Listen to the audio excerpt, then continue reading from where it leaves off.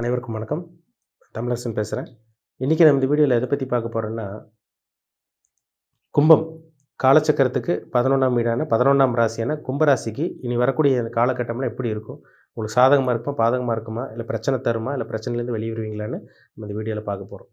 கும்பராசி, உங்கள் ராசிநாதன் சனி பாருங்கள் 2ஆம் இடத்துல இருக்கார். 2ஆம் இடத்துல குடும்பம் தானே வாக்குஸ்தானத்தில் மீன ராசியில் உட்காந்துருக்கார், நீர் ராசியில் இருக்கார்.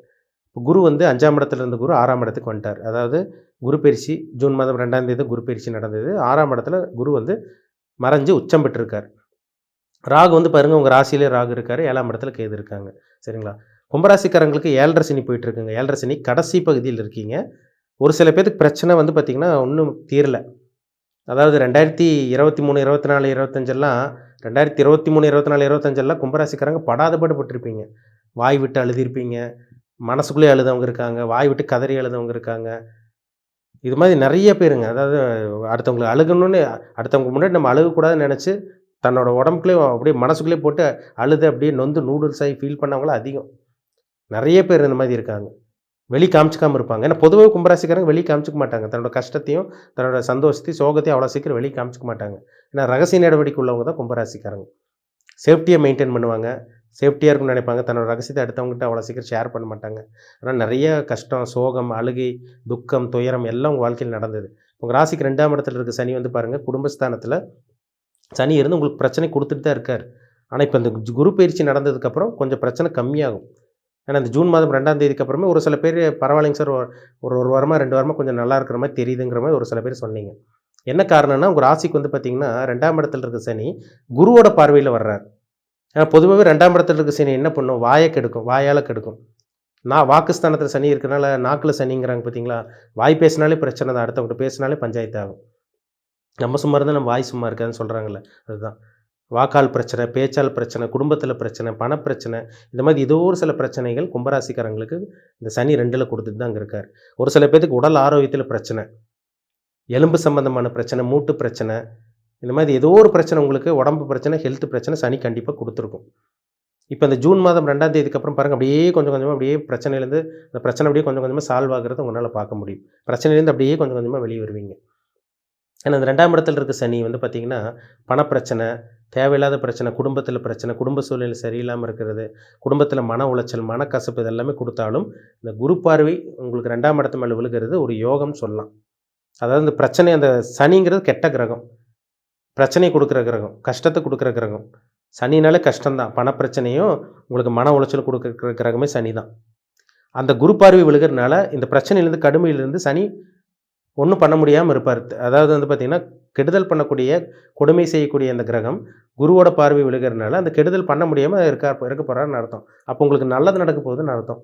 தடங்கள் எல்லாம் உங்களை விட்டு விலக போகுதுன்னு அர்த்தம். ஏன்னா குரு 6ஆம் இடத்துல இருக்க குரு பாருங்கள் உங்களுக்கு இந்த டைம் ஜூன் மாதம்க்கு அப்புறமெல்லாம் பாருங்கள் நிறைய கும்பராசிக்காரங்களுக்கு வேலை கிடச்சிரும். வேலை இல்லாமல் இருக்கீங்க, வேலை கிடச்சிரும். கேட்ட கடன், நல்ல கடன் கிடைக்கும். கடன் தரக்கு இந்த டைமில் உங்களுக்கு ஆள் ரெடியாக இருப்பாங்க. கேட்ட கடன் கிடச்சிரும், நல்ல வேலை கிடைக்கும், வேலையில் மதிப்பு மரியாதை கிடைக்கும்.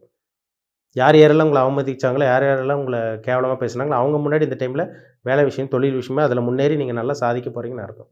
நல்லா வாழ்ந்து காமிக்க போகிறீங்கன்னு தெரியுது. சரிங்களா? அதனால் கவலைப்படாதீங்க.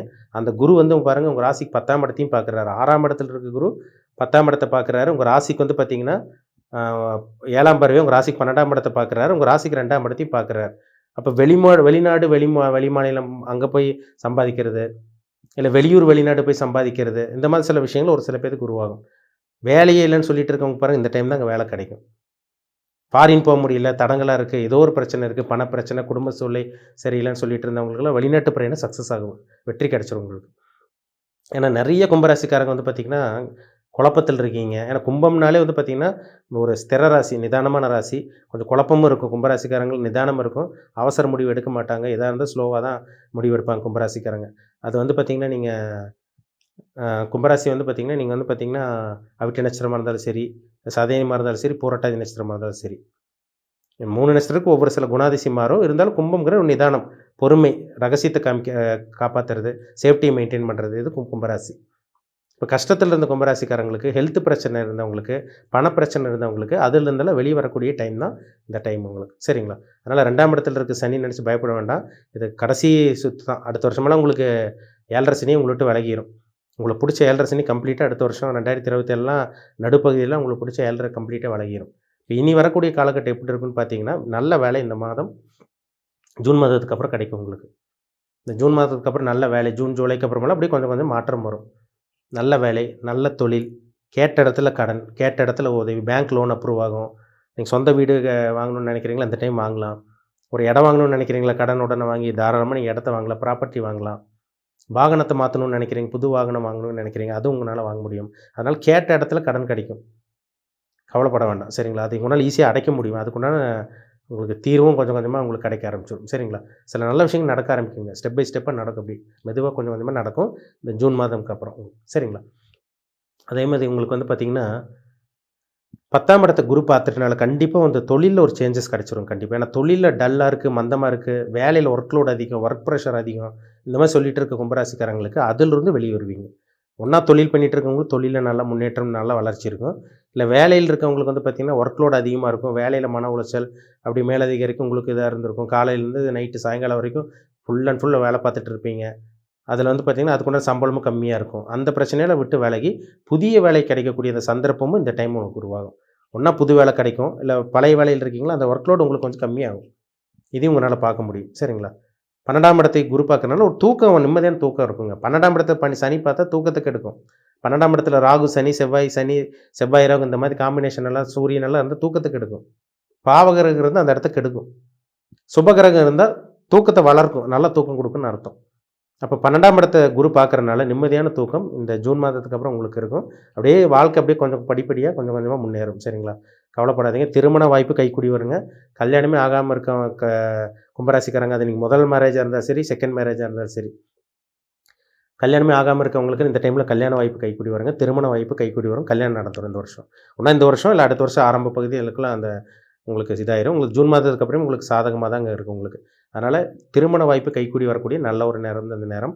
வேலையில பிரஷர் இருக்கிறவங்களுக்கு வேலையில பிரஷர் கம்மியாயிரும். நான் முன்னாடியே சொன்ன மாரி தொழில்ல நல்ல ஒரு வளர்ச்சி இருக்கும். அதே மாரி வந்து பார்த்தீங்கன்னா, கடன் அதிகமா இருக்குங்க சார் சொல்லிட்டு இருக்கவங்களுக்கு, கடன் சுமை கொஞ்சம் கொஞ்சமா கம்மியாகும். ஆனா அளவுக்கு மீறி கடன் வாங்கிறாதீங்க. அது கொஞ்சம் உங்கனால அப்படியே இப்போ வர்ற பணத்த அப்படியே சமாளிக்கிற மாரி ஆயிரும். ரொட்டேஷன் பண்ற மாரி ஆயிரும். ஏன்னா இந்த டைம் கடன் குடுக்குறவங்க உங்களுக்கு ரெடியா இருப்பாங்க. பெரிய கடன் வச்சிருக்கீங்களா? இந்த டைம் உங்களுக்கு கொஞ்சம் சின்ன கடனா மாறும். இல்ல கடனே இல்லாம இருக்கும் உங்களுக்கு. சரிங்களா? புதிய கடன் ட்ரை பண்ணிட்டு இருக்கவங்க, அது வீடு விஷயமா வீடு கட்டுறக்கு, அதே மாரி வந்து பார்த்தீங்கன்னா, பர்சனல் லோன் கேட்டுருக்கவங்களுக்கு, இந்த மாரி இருக்கவங்களுக்கெல்லாம் தாராளமா கடன் கிடைக்குங்க.